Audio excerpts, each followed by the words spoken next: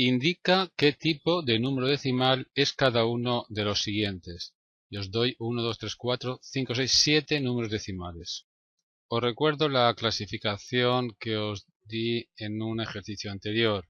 Los números decimales se diferencian entre los racionales, que se pueden escribir como fracción, y los irracionales, que no se pueden escribir como fracción. Se pueden escribir como fracción los enteros, como el 7, los decimales exactos o decimales periódicos, puros o mixtos, no importa. El cómo se pasa a fracción, aquí en este ejemplo lo dije más o menos, aunque ya lo demostraré en otro ejercicio posterior. Los que no se pueden escribir como fracción son aquellos números decimales con infinitas cifras decimales no periódicas, como por ejemplo la raíz cuadrada de 2. No tiene periodo. Qué fácil es contestar entonces esta pregunta. 3,52, pues es un número decimal. 3,52, pues es un decimal exacto, ¿no? Por tanto, es racional y se puede pasar a fracción. El cómo lo veremos en otro ejercicio mejor, pero lo voy a indicar también. En este caso, cuando es decimal exacto, es muy fácil. Escribimos todo el número como si no hubieran comas y dividimos por 10, 100, 1000, en fin, potencias de base 10, en este caso 100, porque hay dos cifras en la parte decimal. Claro, si divides 352 entre 100 te da 3,52. Apartado B, 2,8 y el 8 de periodo. Es decir, la parte decimal es 888, pues es un decimal periódico. En este caso puro, porque no hay números en la parte decimal que no formen parte del periodo. Como número decimal periódico que es, pues es racional y podríamos pasarlo a fracción. Cuando es decimal periódico puro, pues se hacía lo siguiente: escribíamos la parte exacta y el periodo, le restábamos la parte exacta y escribía tantos 9 como cifras tiene el periodo. En este caso una sola, por tanto pongo un 9. 26 novenos es lo mismo que 2,8888. Apartado C, 1,54 y el 54 es el periodo. Pues igual que antes es un decimal periódico puro, es un número racional y se puede escribir como fracción. La fracción a la que equivale sería parte entera y el periodo, le resto la parte entera y ahora lo divido entre 99. 153 partido 99, que se puede simplificar pero ahora no lo hago, equivale a este número decimal. Continuamos, el D, la raíz cuadrada de 3.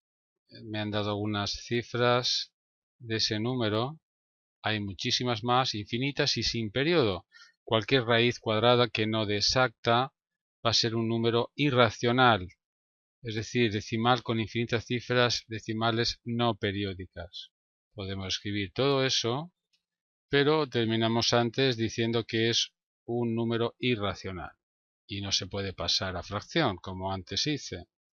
Apartado E, 2,7 y el 3 es el periodo, es decir, estamos hablando del número 2,7, luego 3, 3, 3, 3, así indefinidamente. Bien, pues está claro, es un decimal periódico, porque hay un periodo, pero esta vez no es puro, es mixto, ya que hay una cifra en la parte decimal que no forma parte del periodo. Tiene una cifra en el anteperiodo, que se llama. Por supuesto, es un número racional y como tal se puede pasar a fracción. Os recuerdo cómo se hacía. La fracción tendrá como numerador la parte entera, el anteperiodo, el periodo y le restamos la parte entera y el anteperiodo, es decir, el 27. 273 menos 27. En el denominador, tantos 9 como cifras tiene el periodo, tantos ceros como cifras tiene el anteperiodo. Hacemos esta resta. De 7 a 13 van 6. Llevamos una. De 3 a 7, 4. De 0 a 2, 2. 246 entre 90, que también se puede simplificar, pero lo dejo así. Podéis hacer vosotros con lápiz o papel o con la calculadora que coincide con este número.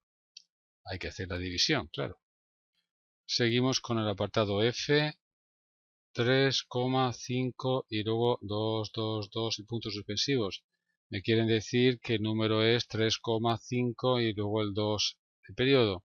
Bueno, pues la verdad es que es muy parecido al anterior. Es un número decimal periódico mixto, por el mismo motivo que antes.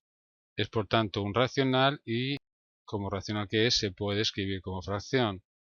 Fracción donde el numerador escribimos la parte entera, el anteperiodo, el periodo y le restamos la parte entera y el anteperiodo, 35 en este caso, y dividido entre tantos 9 como cifras tiene el periodo y tantos ceros como cifras tiene el anteperiodo.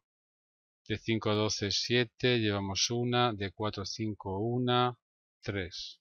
Esta fracción es equivalente a este número decimal periódico mixto. Apartado G, pi menos 2, 1,14, 15, 9, 2, 6.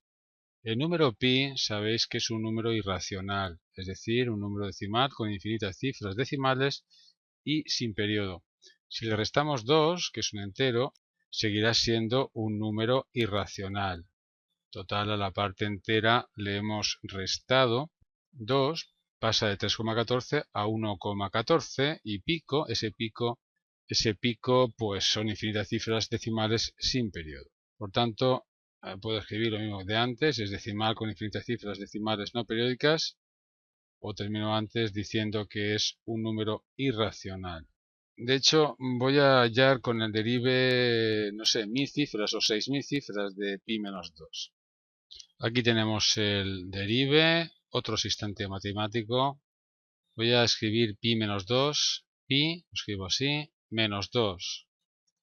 Aparece así escrito, pero si quiero una aproximación, pulso simplificar, aproximar y por ejemplo 6000 cifras. Al darle a aproximar, tengo 6000 cifras del número pi, perdón, del número pi menos 2. Ese número pi, que es 3,14 y pico, le resto 2, por tanto 1,14 y pico, y observa ese pico, no hay periodo. 1, 4, 1, 5, 9, 2, 6, 5, 3, 5, 8, 9, 7, 9, en fin. No hay periodo, hay más cifras aquí abajo y más que hay. Habréis oído seguramente en televisión que hay personas que memorizan miles y miles de cifras del número pi, como entretenimiento, supongo, y demostración de memoria. Deciros que en el ejercicio en ningún momento me pedían que pasara los números decimales a fracción. Yo lo he hecho porque sí vamos practicando las reglas que te permiten pasar.